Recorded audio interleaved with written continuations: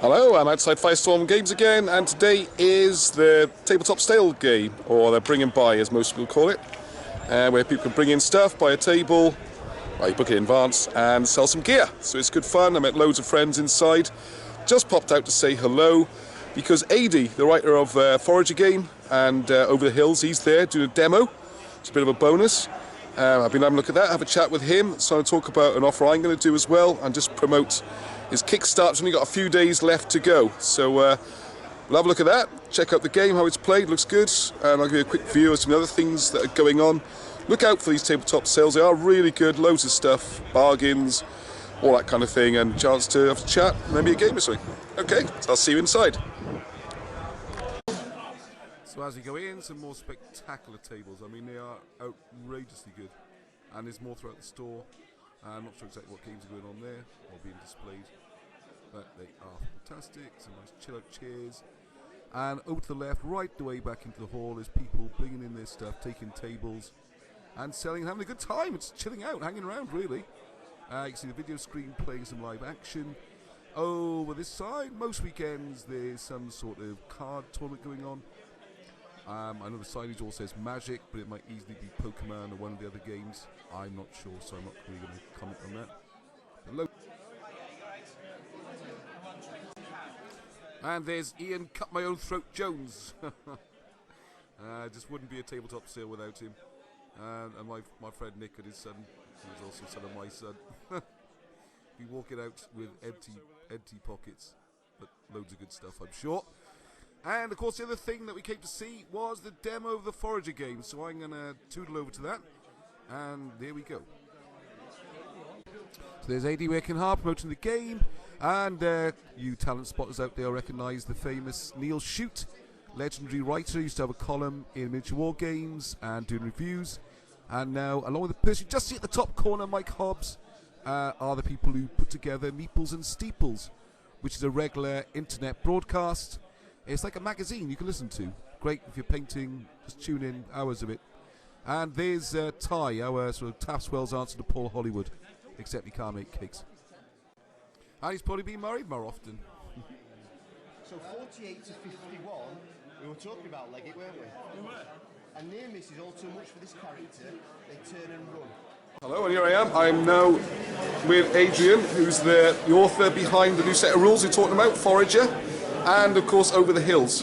So he's going to quick hello and ask me a few questions about the Kickstarter, which is coming to an end, and some ideas about the game. Hi Adrian, right, so what was the idea behind coming up with Forager as a game? Well, I've always been interested in Napoleonics. I played quite a lot of more regimental, battalion and brigade divisional type of games. But we wanted in our club, myself and my business partner Quentin Dalton, to actually get people involved in Napoleonics. So what we decided to do was get people involved in Napoleonic figures to start off with. Quite intricate to paint, so we thought, well, if you only have to play with 3, 4, 5, 6 figures, then that is a sort of a hook for people to come play the game and think, oh, I am interested in Napoleonics.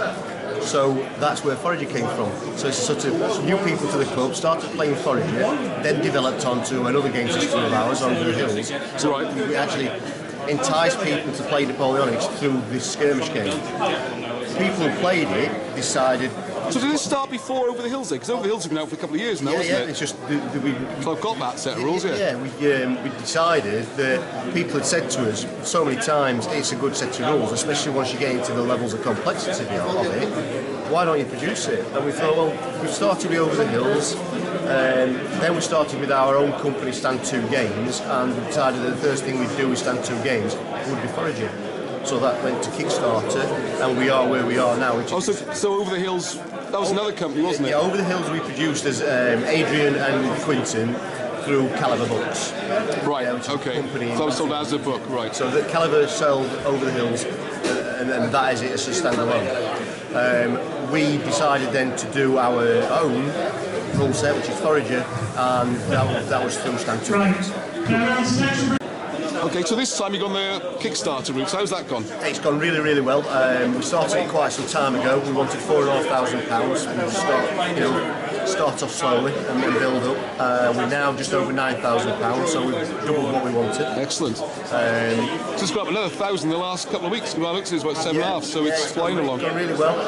You know, we could make 10,000 if people get behind us. Excellent. Which obviously we hope they do, because you know, we can reinvest that into the company, producing more stuff.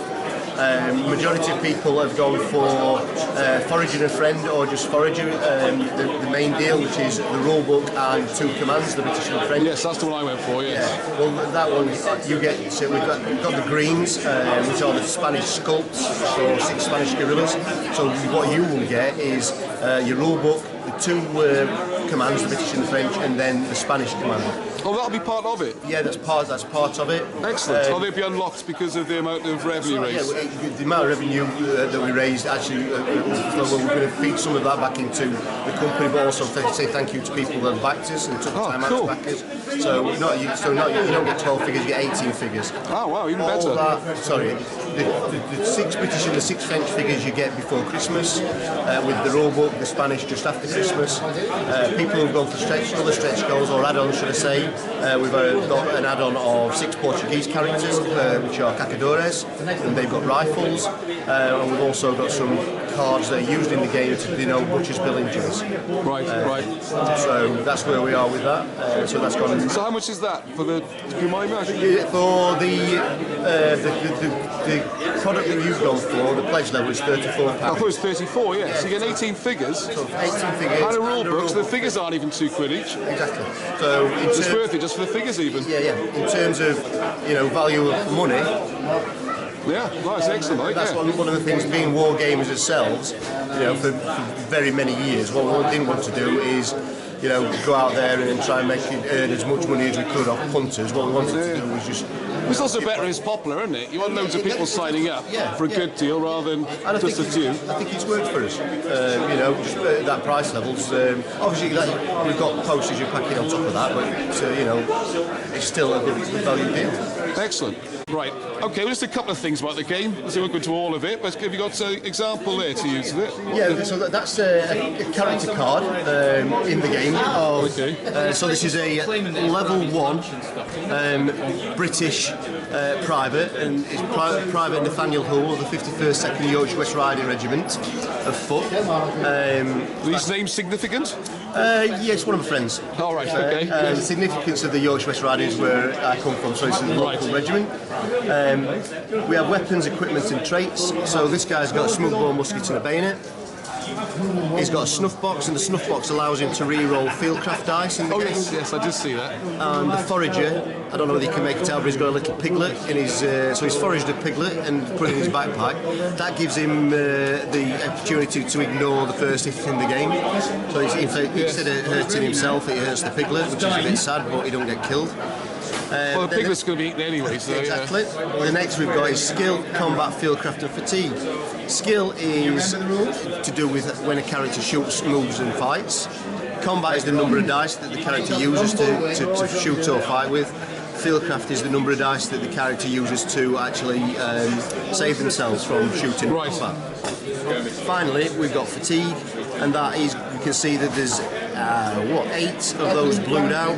So this guy's got 8 fatigue that he can take before he's defeated. Okay. Because he got some really good coverage in War Games Illustrated, didn't he? Yeah, they've... So I've reviewed this magazine, I am reviewing it, and that's one of the best articles, because it gives a lot in there, doesn't it?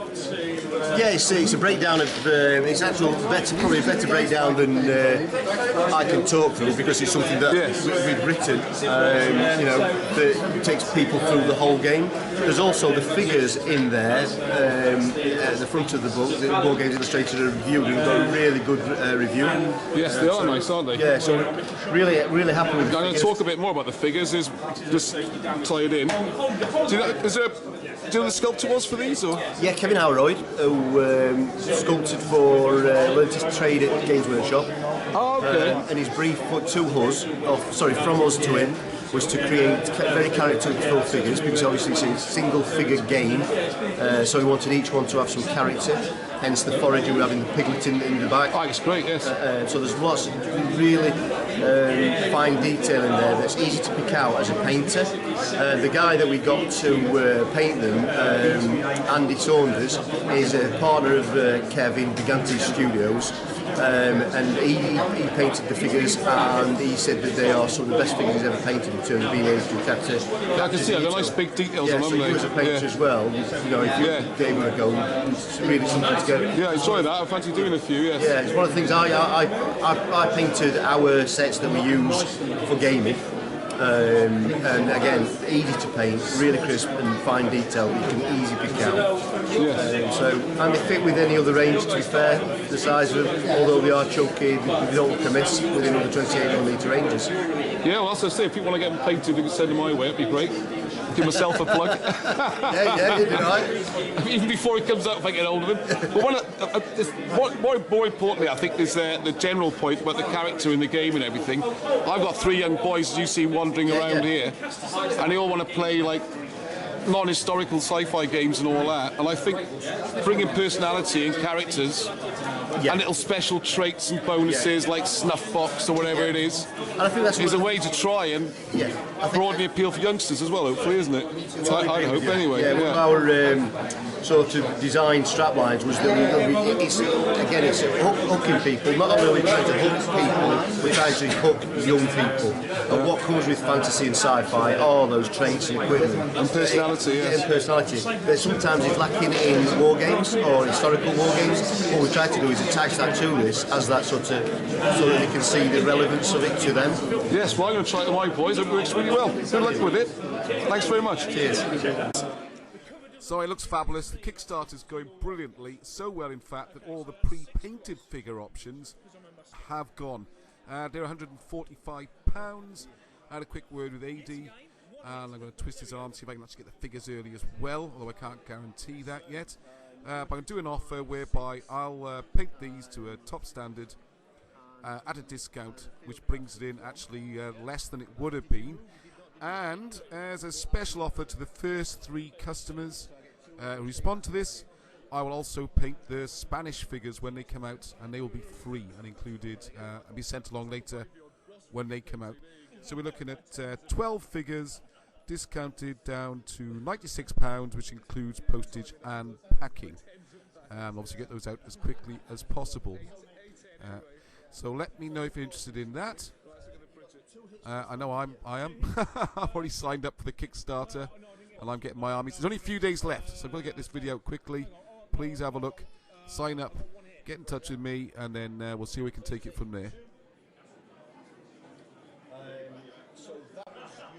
As you can see there, they're cracking looking figures, and as AD explained in the video, they were designed to be painted. I think they're going to look great. Loads of character, a lot of fun. We could go for ragged appearance, campaign appearance, lots of mixed different coloured pairs of trousers, that kind of thing. Why not? They're on campaign, they're foraging. That's the very name of the game. So there's Forager. The newest thing is coming out in time for Christmas. So there we are. Treat yourself. I'm treating myself. Get in touch. I'm Ross from Figure Painting, and I will put all the links below for the Kickstarter, where you get the game from. There's the cards we talked about, and I'll also put a link to Meeples and Steeples. Those guys are great. Thoroughly enjoyed that, and yeah, let's give it a go, eh? And until I'll be playtesting it and other games before then. So until then, as always, keep rolling.